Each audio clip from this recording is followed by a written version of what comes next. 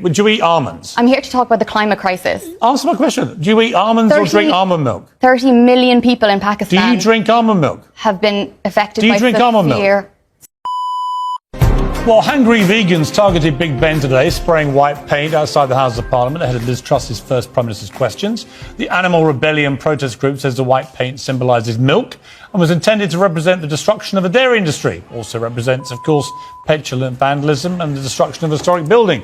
It's the fourth day of action from the group, who've also cleared milk from the shelves of supermarkets in 4 different cities. They say they're aiming to force Liz Truss to the negotiating table, but are they in fact just annoying the hell out of all of us? Well, joining me now is a spokesman for Animal Rebellion, Orla Coughlin, who was at the protest at Big Ben earlier today. Good evening to you. Thanks so much for having me. Why would chucking paint all over Big Ben persuade someone like me to give up meat? Yeah, so as you and your viewers probably know, we're in a climate and ecological emergency at the moment. And so what we're doing is we're asking the government to support farmers and fishing communities in a transition to a plant-based food system, because we know that animal agriculture is a leading cause of the climate crisis.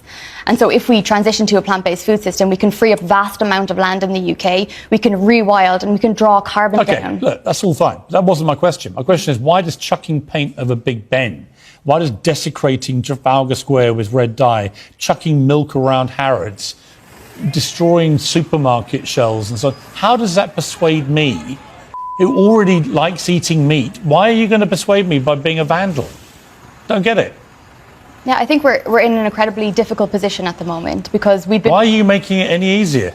Because we've been trying to talk about these things now for a very long time. And so we're at a point where we need to escalate protest so we can gain more media attention on the subject. And I don't know anyone you persuade. I haven't heard anyone go, you know what, I was a meat eater and I saw Big Ben being desecrated, this great monument of this country, and I thought, I know what I'll do. I'm going to go and give up meat and start eating gruel. I haven't heard a single human being say that. Why would they? I think the purpose of protest is not necessarily to win over people. It's to bring these... To annoy us? To bring these important conversations to the table. Yeah, but we know the conversation. You're a vegan, right? I'm a meat eater. Why can't we just both live happily in each other's orbit? Why can't you let me just get on with eating meat and you eat your gruel and we'll all go home happy? Because we know animal farming and fishing are a leading cause of the climate crisis. And we know having a strictly vegan diet is bad for you as well. Well, that's not true. A lot of science says it's bad for you. That's not true. It is true. What do you eat? I eat... do you eat almonds? Do you drink almond milk? Eat almonds? I think you're digressing from the big issue. I'm just curious what you eat. Do you eat almonds? I'm here to talk about the climate crisis. Answer my question. Do you eat almonds or drink almond milk? 30 million people in Pakistan... Do you drink almond milk? ...have been affected by severe floods. Do you drink almond milk? I drink plant-based milk. You do. And do you eat avocados? I eat a plant-based diet. Do you eat avocados? We're asking the government... Do you eat avocados? Yes? A leading study from... Do you... It's an interview. You don't just answer different questions. Do you eat avocados? I eat a plant-based diet, which is... Do you eat avocados? Yes. Yes? You do. Great. Do you know how avocados and almonds get made? Absolutely. You do? Yes. So you realise that in California, every year, for 6 weeks, they fly in billions of bees to create your almonds and avocados, and in that process, several billion bees get murdered. This is a bee. Right? That's a bee. That, last time I checked, is a living animal. Billions get slaughtered so that you, sitting here, pontificating in between smashing up our buildings, so that you can have your almonds and your avocado. And I say to you, why don't you care about the little guys? Can I say that It's total hypocrisy, isn't it? You don't care about bees being murdered? Will you let me speak, Piers? Huh? Will you let me speak? Why are you laughing? It's not funny. I'd like to respond. Bees getting slaughtered and you giggling away like it doesn't matter, whilst destroying buildings because you care so much about animals. You don't care about the little guys, do you? I'm laughing because I'd like to answer your question, and I've been brought on the show to answer your question, so I'd really appreciate being allowed. You're never going to persuade me, because I think you're a hypocrite, like a lot of vegans I've met.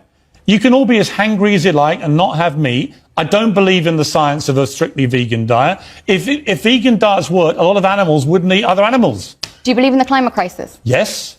Well, the animal agriculture, farming and fishing is a leading cause of the climate crisis. You know what's also a leading cause of the climate crisis? planes which carry vast amounts of your avocados and your almonds from California and fly them thousands of miles to your table here in your vegan cafes. And then they also go in trucks. And that is an environmental hazard too. So you're not only are you killing billions of bees, you're destroying the planet. And yet you have the brass neck to sit here in between munching your almonds and your avocados and start preaching to me about how virtuous you are about not killing animals and saving the planet. I'm like, hang on, you're destroying the planet and you're killing billions of bees. I don't get it. Can I respond? And you're wrecking Big Ben. Can I respond? And Trafalgar Square. And you're breaking up Harrods. I hear that you're very frustrated. No, I just find it such absurd, hypocritical nonsense. I honestly do. I would really like to respond to that. Go on then.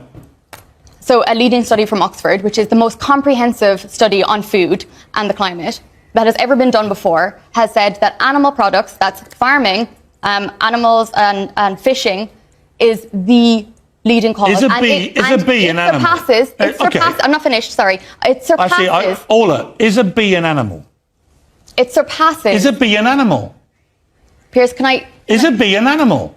It surpasses all... Ola, is a bee... plant-based options. Is one of these things an animal? Of course a bee is an animal. If a bee is an animal, why are you slaughtering them? Why are you not talking about the most important issue that is facing our planet Because it's today? rank hypocrisy. It is not hypocrisy.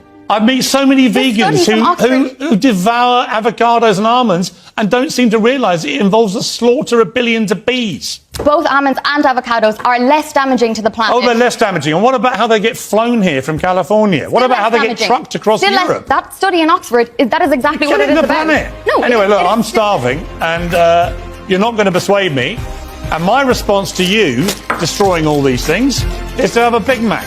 Because you know what? It's a free country, it's a democracy, and I'm allowed to eat meat, and I'm certainly allowed to eat meat when someone who kills bees to feed their avocado habit minds.